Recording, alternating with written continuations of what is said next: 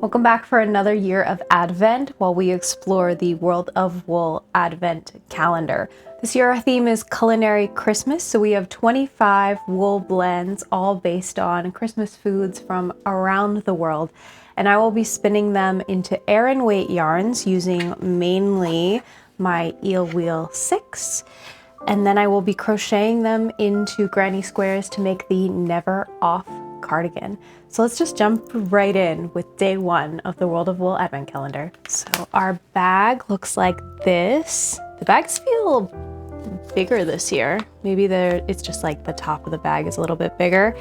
And it actually matches the print that is on our spoiler book for 2025. So let's read first. Actually, I'll start with the opening page. Culinary Christmas, inspired by food traditions from around the globe.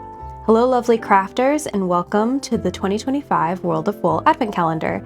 If you're new here, get ready for a daily dose of fiber-filled joy. And if you're one of our beloved regulars, welcome back. We've cooked up something special this year, just not literally. For 2025, we take an inspiration from culinary Christmas traditions around the world.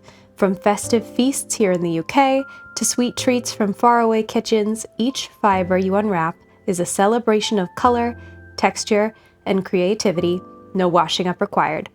There's no actual food inside, sorry, no mince pies, but we hope this calendar serves up a feast for your imagination with fibers that bring the warmth, spice, and togetherness of holiday tables everywhere. So grab your tools, clear your crafting space, and let this December take you on a woolly world tour, one fiber at a time. So we're gonna go right to our day one. Page looks like this. And before we move any further, I'm going to ask Google how I pronounce this.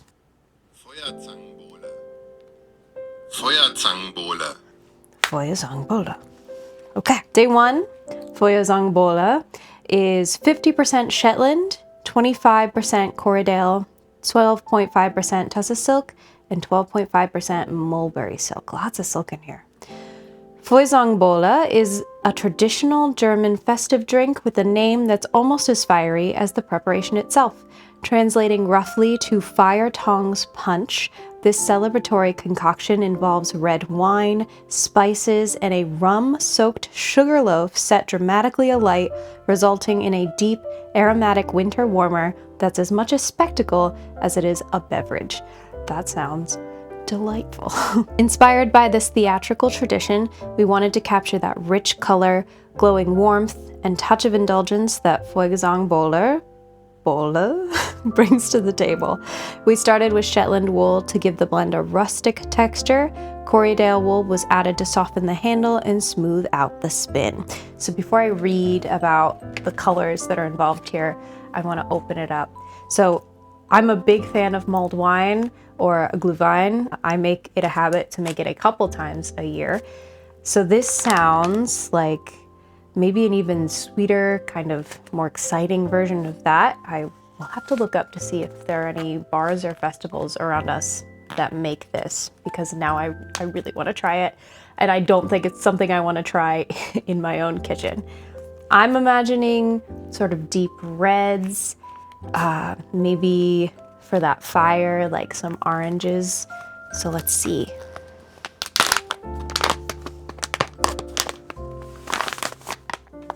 We even have some of that blue, like a really hot fire. It's very soft. I love Shetland. It makes me think of like traditional, really nice sweaters. So our description here, to reflect the flicker of flame and the glisten of melting sugar, we brought in Tussah silk, lending golden honeyed tones with a subtle shimmer. Finally, a generous touch of mulberry silk was layered in to echo the glossy blue finish of the drink's flame and flare, and to give the entire blend a luxurious glow. The result is a warming, festive fiber that nods to tradition while inviting you to create something that truly glows, no matches required. Beautiful. So I am going to have this. Now I'm hoping that half of this will give me enough to make 3 granny squares. That's what I need from each day. I need 3 granny squares. If it's not, I will have to go back and just get a little more to finish up if I need to, and then I'll know for tomorrow if I'm gonna need more than half for these projects. But I do like to save half for a secondary project after Advent is over, when I have just a little more time to focus on maybe a more complicated yarn.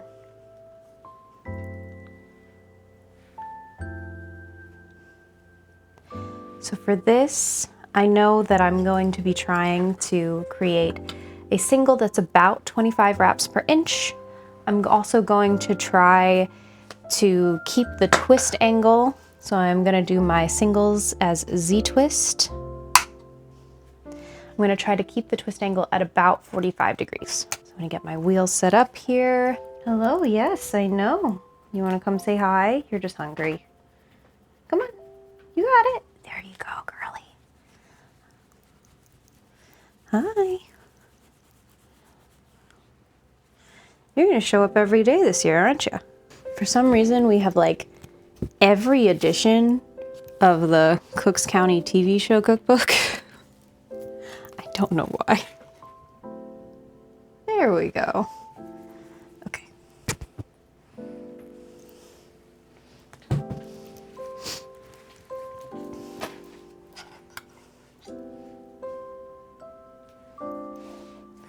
So I'm just gonna go ahead and get myself set up here. I'm gonna start pretty slow because I'm going for a thicker single and a smaller twist angle than I usually do. Okay, so definitely too thin. This blend of Shetland and Corriedale spins so beautifully. It's just so even. Let's see if we're closer to where I want to be.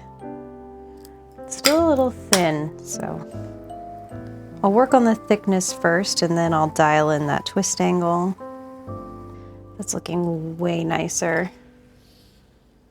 Again, we're going for about 25. So we're right where we want to be. Now let's check how our twist angle is. I have a feeling it's going to be too high. So I'm trying to keep it about 45. Oh, actually square in the middle. So I'll keep spinning. Very similar to this. Might even turn it down a little more, go a bit slower, just to keep it as thick as I need it to be. I tend to spin very thin if I'm not paying close attention. I'm just gonna stop here and do a plyback sample. I'm gonna do a plyback sample. I'm gonna make it real small because I'm worried about wasting any of this fiber because I know that the crochet is really gonna eat this up. So I'm just gonna do a 3-ply plyback sample and look at the yarn that we got going on here. So this is what it looks like at the moment. Just gonna check. We want it to be about Aran weight.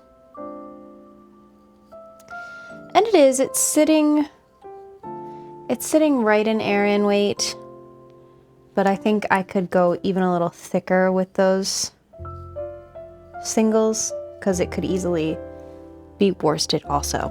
So I'm gonna try to keep those singles right between 25 and 30 wraps per inch, and I will be back when this yarn is finished. Okay, and here we have our finished yarn. This really nice deep red color with that blue popping through. I really love it. I just steam set it so that it could relax a little bit since I don't have time to fully finish it. And we are falling, some of it's in that DK range, some of it's going a little above even, but most of the yarn is falling exactly in that Aran weight range. So right about perfect. I'm gonna ball this up and really hope that I can get 3 granny squares out of it. The original pattern calls for a 5mm hook, but I already crochet pretty loose, so I'm gonna use a slightly smaller hook than that. I'm just gonna hope that I can get 3 out of it, and I will report back on whether I did or didn't. If I didn't, I'm gonna have to use slightly more than half of every day's wool to make the yarn, which will be okay. But today is gonna tell me whether or not I need to be overly cautious or if this is enough. Just looking at it, I'm thinking it might not be. So I'm gonna go find out. Okay, so I have crocheted up our 3 squares. Let's get the side that isn't full of extras. They look so warm. The blue and the red come together so nicely. It looks so classic. It really does look like the original wool ease that the pattern originally called for. Like I was afraid of, I ended up being not even close in the game of Yarn Chicken. I made about 2 and 1 round of the 3rd granny square before I ran out of yarn. So I had to pull off more and spin up more. And even after I did that, this is all that is left. So moving forward, I think I'm gonna use 2/3 of every day to make our granny squares, because crochet just takes up so much more yarn than knitting does.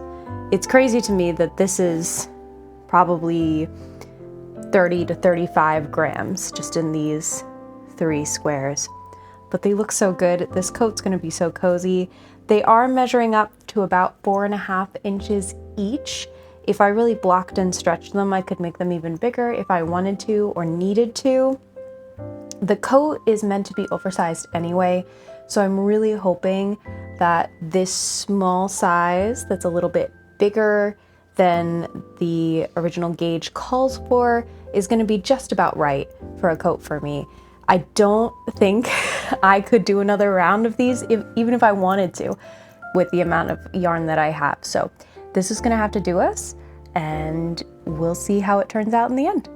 See you tomorrow for day 2. Bye.